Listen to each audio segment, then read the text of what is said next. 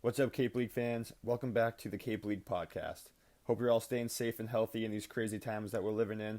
On today's episode, we have an awesome conversation coming to you with a Cape League legend. He's been coaching in the league for over 25 years and has been a tremendous ambassador for us. Without further ado, here's the manager of the Falmouth Commodores, Jeff Trundy. All right, we now welcome on a member of the Maine Baseball Hall of Fame, a two-time Cape League Coach of the Year and longtime coach for the Falmouth Commodores, Jeff Trundy. Thanks so much for coming on, Jeff. How you holding up? I'm doing well. And thanks, Stephen, for having me on. Oh, it's an absolute pleasure. I've been really looking forward to this. As a Cape League fan myself for so long, you know, the name Coach Trundy always comes up every summer. So it's an honor to be speaking with you. So thank you so much for coming on. Well, thanks for the kind words.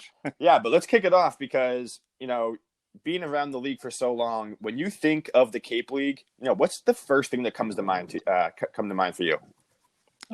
Without question, the people. And I think the cancellation of the league. I know, that was the first thought that came to my mind was going to be the lost opportunity of being around so many people that have become such dear friends, and to say nothing of the new people that I would have met this summer, which obviously includes the kids themselves. So the league really is all about that. And yes, everybody loves baseball, and nobody would be there if it wasn't for baseball. But it comes right down to me about being associated with the people. Yeah, no, absolutely. And I completely agree. I mean, can you kind of go into a little bit more depth on just like the overall atmosphere around the Cape League? Because obviously, like you said, it is really about the people.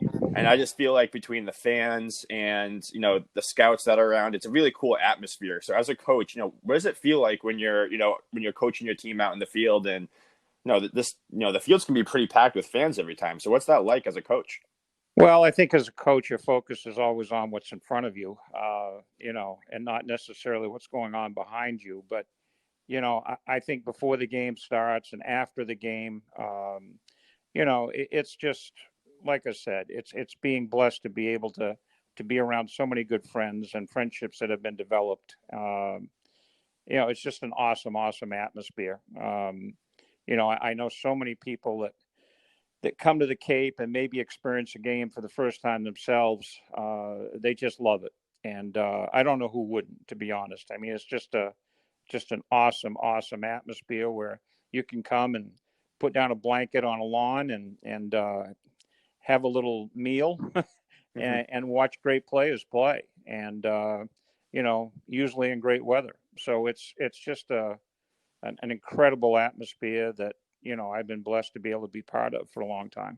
Yeah, absolutely. And as a fan myself, I mean, I thought it was the coolest thing being a little kid watching these kids play, thinking that like, wow, I could be watching the next big leaguer.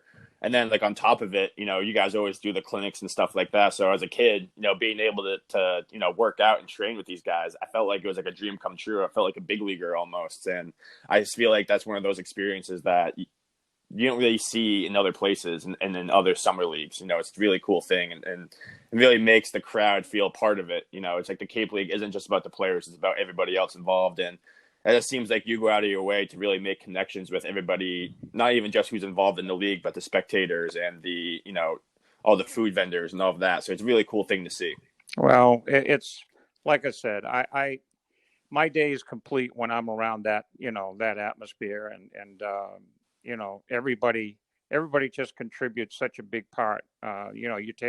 You mentioned the food vendors. Artie, our food vendor, is just an awesome person, and he and his family have done it for a number of years, and seeing them every summer is just something that I look forward to, and there's just so many components. The interns, the scouts, the fans. I mean, the list goes on and on and on, Stephen, and it's just, once again, people that really want to see baseball, I think, in a pretty pure form, and have a chance, like you just mentioned, to see kids that are going to go on, and more than likely all of them are going to have a pretty good chance to have some kind of a professional career, and you know they can do their guesswork as to maybe who will make it to the show. But it's just something that, has been developed through a lot of years by a lot of hard work by people, but it's been a labor of love, and the opportunity that these guys have presented is second to none.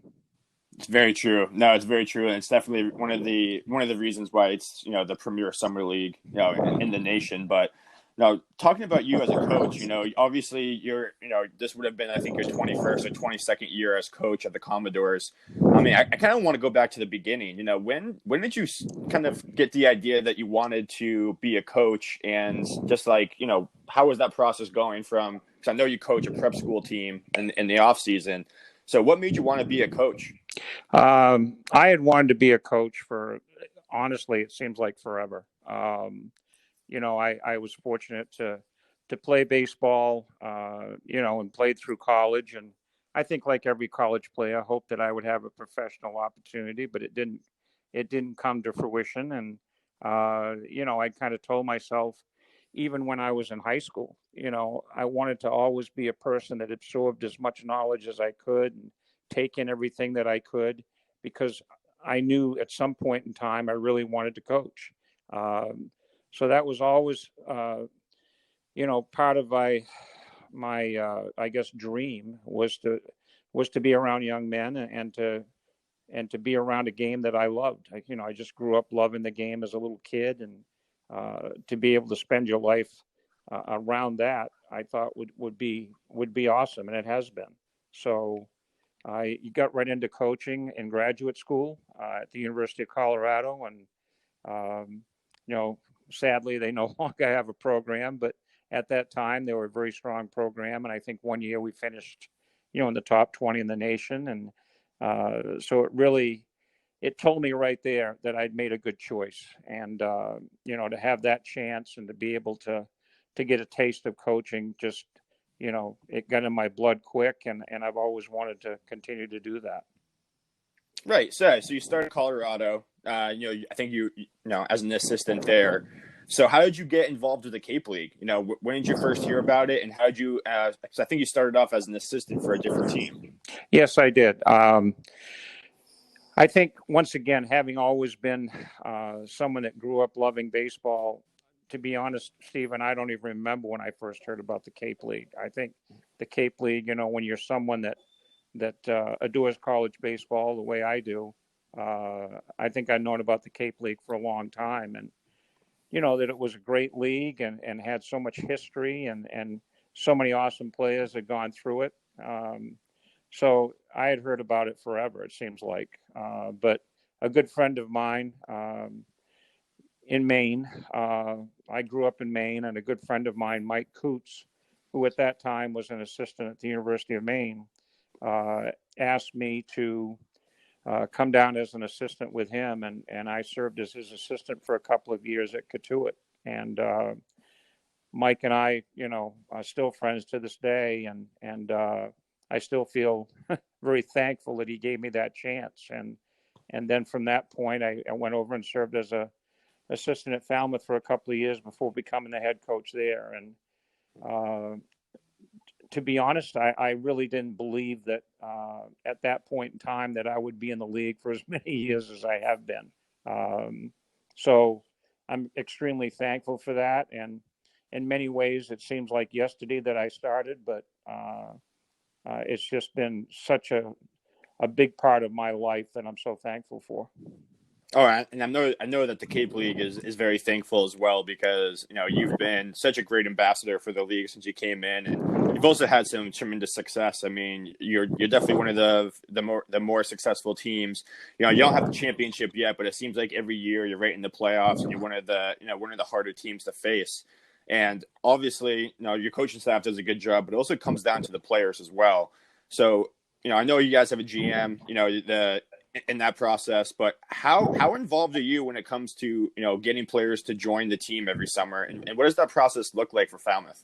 Well, that is really my responsibility, but that said, that doesn't mean that we don't have a lot of input from our assistant coaches or our general manager, Chris Fitzgerald. I mean, everybody kind of contributes to that, but it's really my kind of under my job description, I guess, and certainly in my mind, that's my responsibility. I'm the one that's going to make the final decision on any kid. And but I enjoy that. It's something that is fun for me to be able to put a team together. And I think with probably most of the programs in the Cape, we all have our contacts, and we all have people that we've grown to trust and we are loyal to, and I think they're loyal to us as well. And so I look forward to once again dealing, with people again. So I look at that as an opportunity to not only continue friendships, but to build new friendships each year. And as you get players, it's a fun process. Oh, definitely. And it seems like too, because I've spoken to a couple of your former players. I mean, it seems like you have a solid pipeline from people from TCU, for example. But then you have obviously people from random colleges around the country. Mm-hmm. So when you're kind of looking at who you're going to bring in, do you kind of look at like can I bring in as much talent as possible, or do you kind of look at it as, okay, like I need a leadoff hitter here, I need some power here, is there a lot of strategy that's involved with that? Well, Steve, that's a great question, but I think it's kind of a combination of all of the above. You try to piece a team together and get the components that you think are gonna make a good blend, so that you have, as you mentioned, maybe some guys that can be table setters, and some guys that are going to hit in the middle of the order, and some guys that are going to be strong up the middle defensively.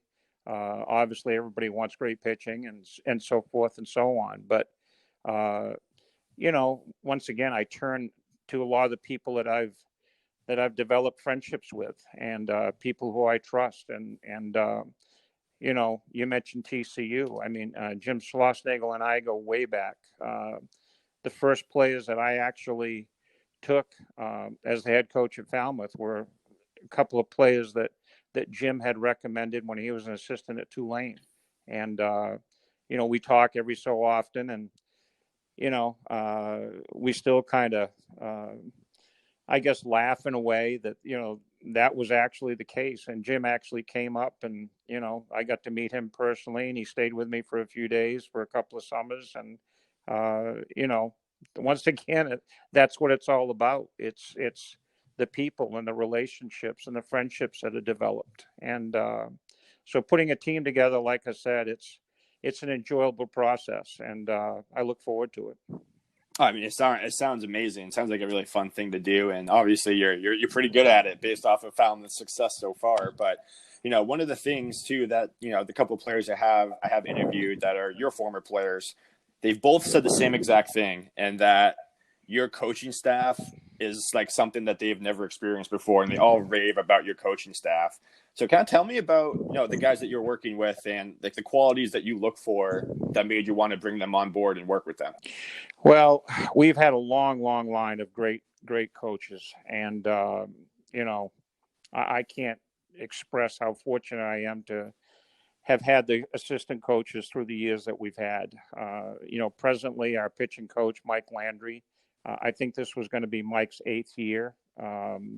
And Brett Becker, this was going to be his 3rd year, I believe. And Ryan Eiley, who was with us last year, his 1st year, they were all returning this year. And, I think, it's important that you get coaches that are enthusiastic and have a knowledge of the game and have all those characteristics. But I think more than anything, it's important to have coaches that are kind of like-minded in what we want to try to accomplish. And once again, I've been very, very fortunate to be around guys like Mike and Brett and Ryan and so many guys in the past. Brad Stoll and was with me for quite a while. And I don't want to start naming coaches, because then I would forget someone and I'd feel bad. But we've just had so many people that have been so significant and so important to the development of the players, and more, I think most importantly, Stephen, to the enjoyment that the kids have. I think we all, like I said, share a vision that we want those kids to have the best summer of their lives. And I think when you have a bunch of coaches that's the main goal, then I think great things can happen. And I'd like to think that all those kids that have come through and had an opportunity to play in Falmouth and be a part of the community feel that way. Yeah, and that kind of brings me to my next question too, because obviously when these guys come in, you only have a few days before the season starts, and you really get going. So how do you and your coaching staff go about setting the culture with players who have never really played together before so quickly? Well, I mean, you have to give a lot of credit, I think, to the kids themselves. You obviously go over some expectations and you talk about the things that you think are important, but you also talk about the things that you feel are going to lead them to have a successful summer. I mean, every kid comes to the Cape, they know what's at stake. They understand that, it's an opportunity to showcase their skills and play in front of scouts who are going to make a decision, that will obviously affect their careers. But, we don't, we quickly try to instill in them that we feel that the best way that they're going to be able to have a great summer is just to kind of be absorbed into being a great teammate and having respect for one another and really really enjoying each day that they have to spend together. uh, that's something that we want them to look back on and know that they've probably formed friendships that are going to last a lifetime. So that's something that we talk about initially and we keep talking about. And I think the teams that become close pretty quickly uh, really embrace that. And we've had so many great bunches of kids, and I'm not going to once again highlight any particular group because there's been so many good ones. But I'm just using this as an example because it's the freshest into my mind. I mean, last year's group was an incredibly tight group of kids, and it seemed like that bond was developed so fast, and that was pleasing. And um, I've told some people that we had to go, I don't know what it was, 32 days in a row because of rainouts and this and that, and those kids loved it. They didn't complain. They didn't want it any other way than to have days that they could spend together on a baseball field and be around one another. So that's, I think, not only satisfying for them, I hope, but I know it's extremely satisfying for us as coaches to see them develop those friendships. Oh yeah, absolutely. I can imagine. I mean, just being a college athlete myself, like your team almost becomes your family when you spend that much time together, especially 32 days in a row like that.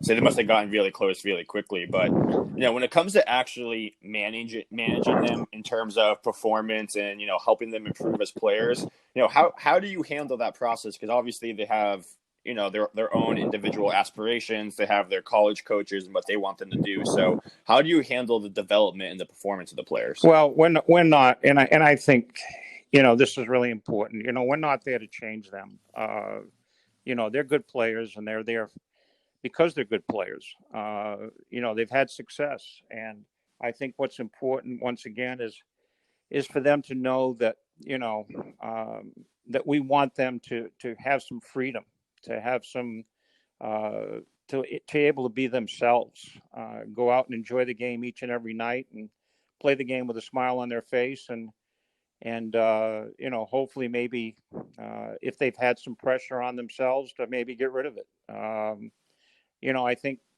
the game's meant to be played in a certain manner, and I think the only way you really learn it is to have that freedom. And we want them to learn all the little things that contribute to a team being successful. So we do give them freedom. I mean, just as an example, we let catchers call a game. And the catchers end up loving that. And I'm not saying maybe they haven't before. Certainly, there's some college programs that do that, but we just feel like that's an opportunity for them to develop as players and to enjoy the game to its fullest. And when they make mistakes, which we all do, then they have a chance to learn, and they go back to school, uh, not only having worked on their skills, but they go back to school having created a mindset in regards to what is going to make them a successful player, especially from a team standpoint.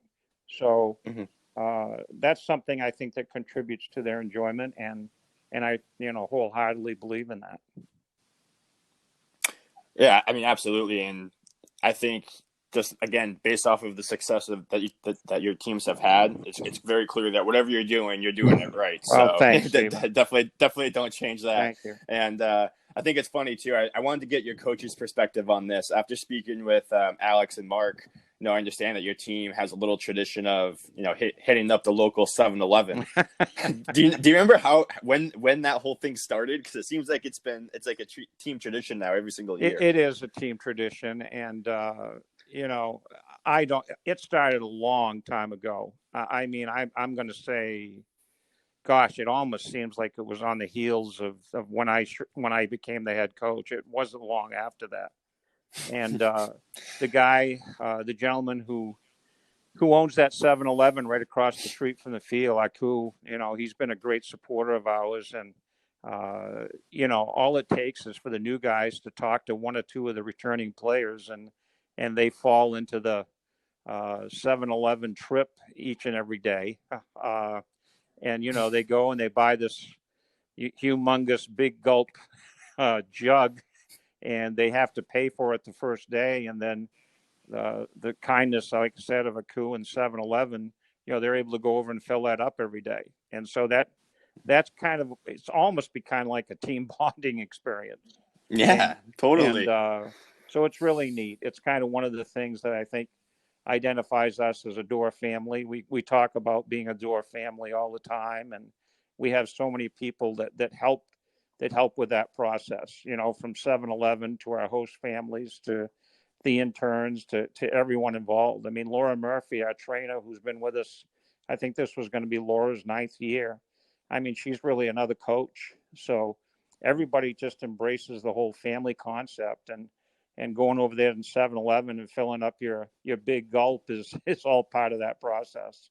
Oh yeah, and the big gulps are good. I can't lie, So, but yeah, so I mean, away from the league, and away from playing in the games, do you and the team ever do things other than go to 7-Eleven? Do you guys have other things that you would do for fun, or places that you would go to? Well, once in a while we have a team meal or something of that nature, and I think probably most coaches throughout the league would love to be able to be honest, to do more. But the time constraints, I mean, it's so hard. Like I said, last year, just as an example, going 30 or 32 dates in a row, whatever it was, well, it doesn't leave you a lot of time. Thanks to the Commodore organization, we've had a golf tournament for several years that, some of the guys will play in. And so that's always a fun day and always leads to some great stories and, a few laughs here and there. But, so there's little things like that we do. But, I think probably what happens more than anything is these guys, they try to do as much as they can within the time constraints they have together as a team. So, I'm not one to say they got to do this and they got to do that, but it's once again, I think, very pleasing that they start to form a relationship where they just really want to be with each other as much as they can and enjoy the Cape and enjoy each and every day. Oh yeah, and it seems like too most of them have really good relationships with their host families too, and end up going on little trips and stuff like that. So it seems like they do get a lot of fun out of it, even when they're not playing the games. But I mean, what about you? I know you and your wife have been coming to the Cape every summer for 20 years now. So when you're not involved in league stuff, what do you personally do? Well, my wife Patty and I both love the Cape, and once again love the people that we've had a chance to make as friends. And so it's a great opportunity for us to like I say, first and foremost, be able to see those people. But as I mentioned, your day is so full, and I'm not complaining because that's exactly what I want to do.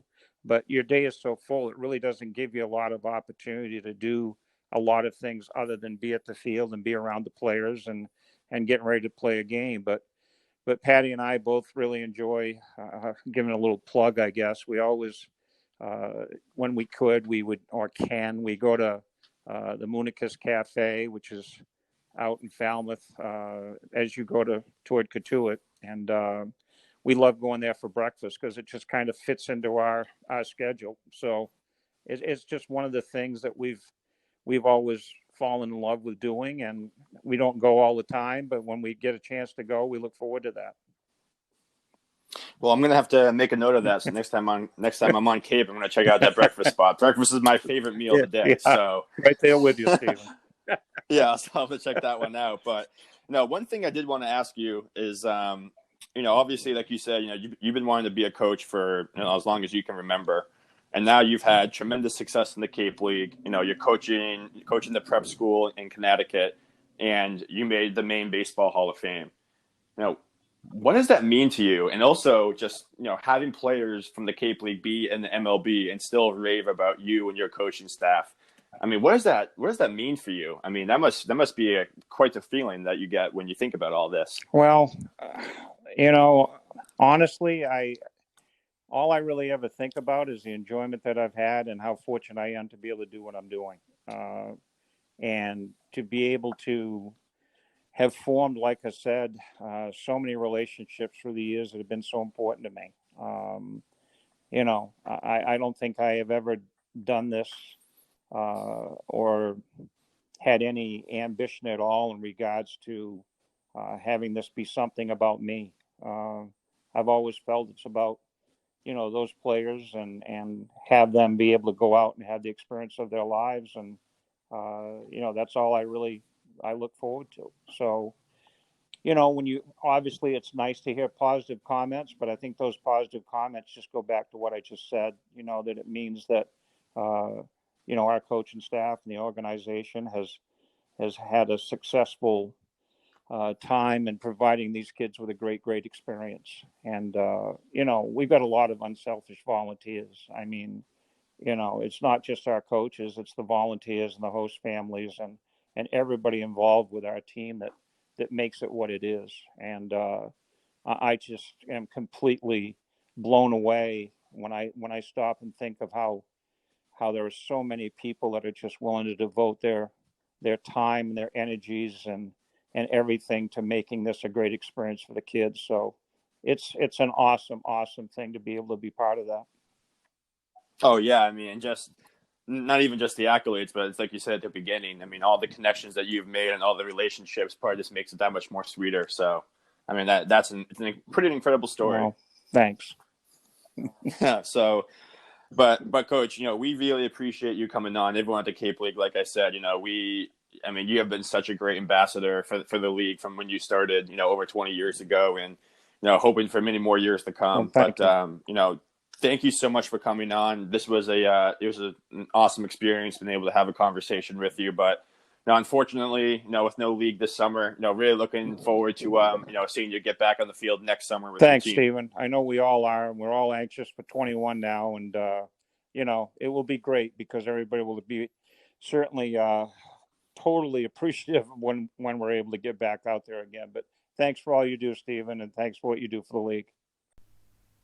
Thank you again to Coach Trundy for a wonderful conversation. That wraps up this episode of the Cape League podcast. Thank you to all of you for continuing to tune in and listen to these great behind-the-scenes stories. We're now available on Apple Podcasts as well as Spotify or the official Cape League website. Don't forget to give us a rating and follow us on Instagram at Cape League Podcast or on Twitter at Cape League Pod. We'll see you all next week.